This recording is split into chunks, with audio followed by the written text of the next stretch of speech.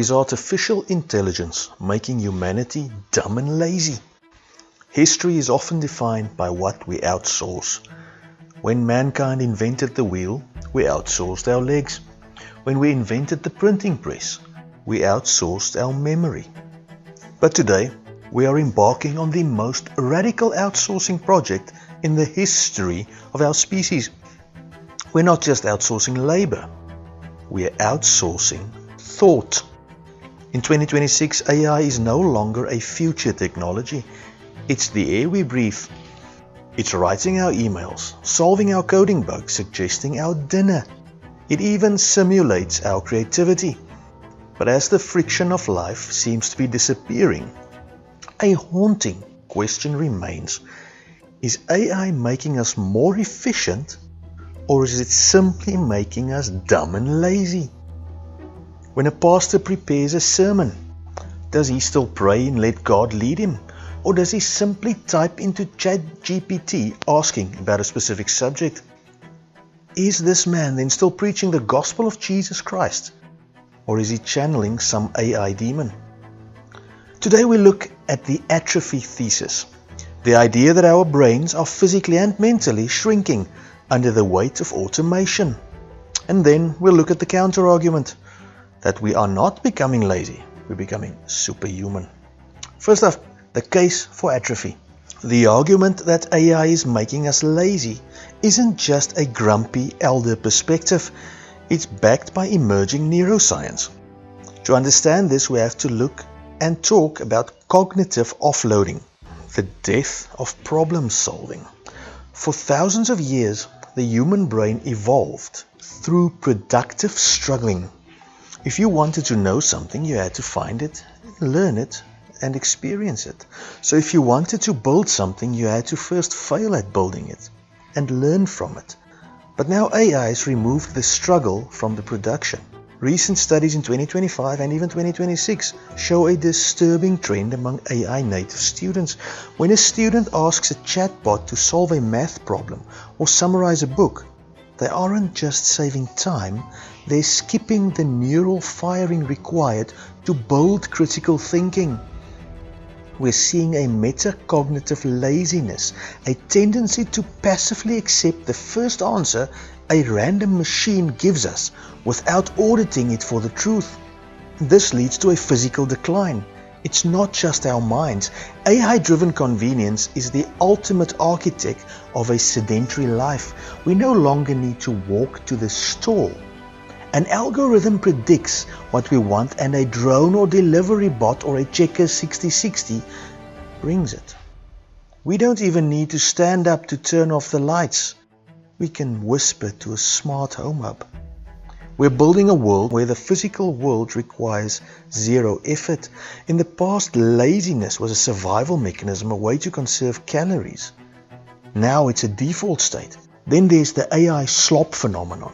Because AI can generate a good enough image, video or script in seconds, the human incentive to spend 10,000 hours mastering a craft evaporates. Why learn to paint when a prompt can do it? Why learn to write when a model can mimic your voice? The fear is that we are entering an era of cultural stagnation if we stop doing the hard work of creating. And we were made by a God in His image, a creative image, so we were made to be creative. Our culture will become a repetitive loop of AI-generated content, smooth, perfect, and completely hollow. There is, of course, a counter-argument, the leverage thesis. Is a mathematician lazy because he uses a calculator? Or is a pilot lazy for using autopilot? The counter-argument suggests that what we simply call laziness is actually cognitive leverage, or the strategic use of AI and advanced tools to amplify human intelligence. Did God not create man to be creative, and did He not make man smart enough to create and control the technology He has created? Proponents of AI argue that these tools don't make us lazy, they raise the baseline of what a single human can achieve. Before AI, a solo creator might spend 3 days editing a video. With AI, it may be 3 hours now. Does that make him lazy? Maybe it makes him a director instead of a technician. AI allows us to offload some of the drudge work, the repetitive soul-crushing tasks that don't actually require human soul. By automating data entry, basic coding and scheduling, we're freeing up the mental RAM required for high-level strategy and deep empathy, things AI can't do. A 2026 report from the World Economic Forum highlighted a fascinating trend. Copywriters and designers who used AI collaboratively outperformed human-only and AI-only groups. The secret doesn't seem to be in letting AI do the work, it's in using AI as a sparring partner. It provides the raw material and the human provides the quirk, the soul, that something that the machine cannot provide, maybe even the unpredictability.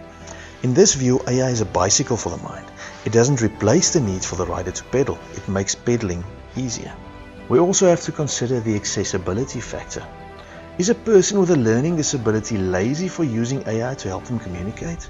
Is an aspiring filmmaker from a developing country lazy for using AI-generated music because he cannot afford a 50-piece orchestra?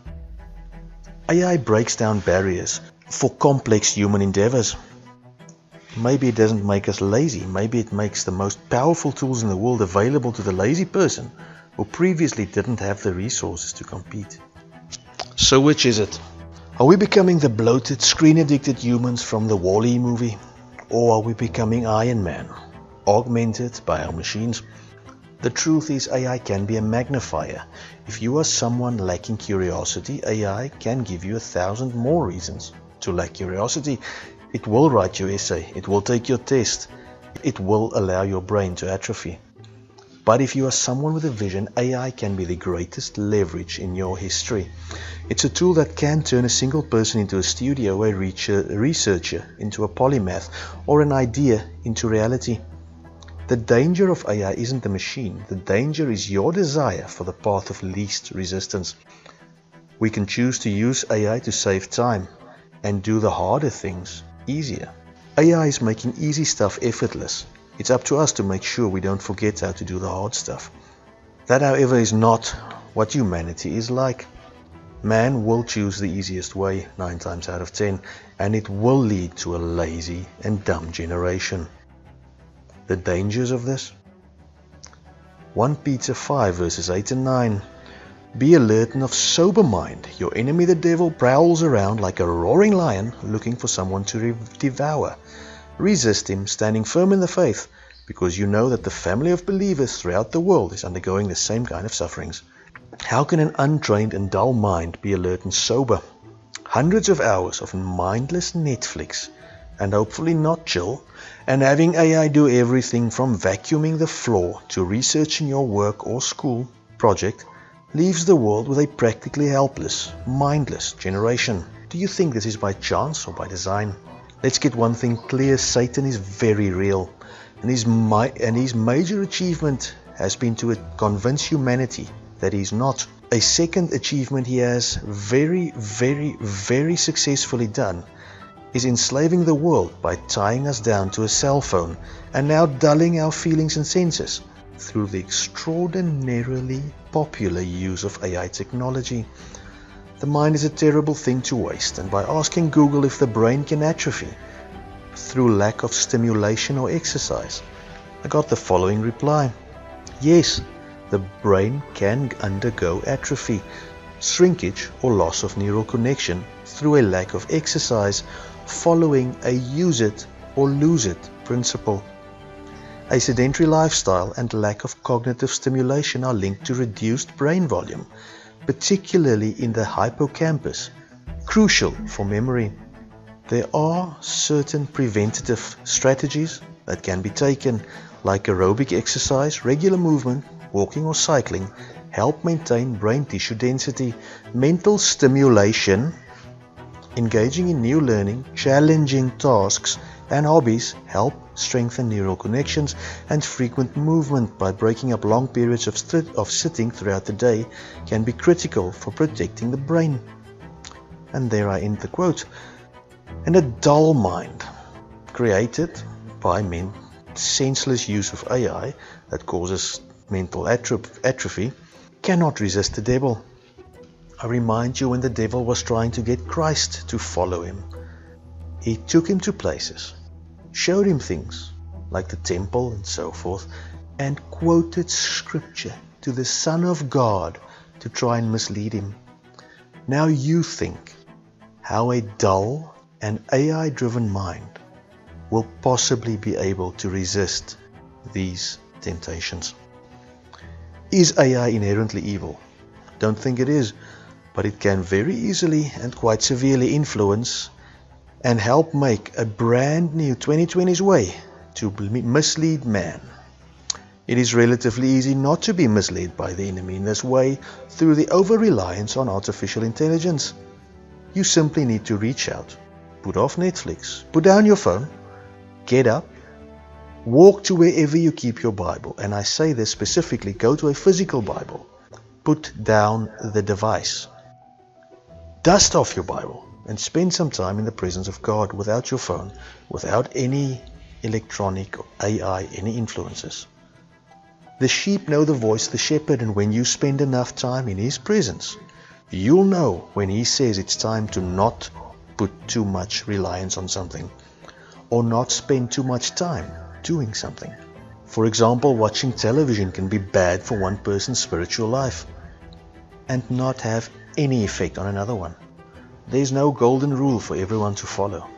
The only answer is to spend time with the Father, live in the guidelines Christ put there for us, and allow him to guide you through his Holy Spirit.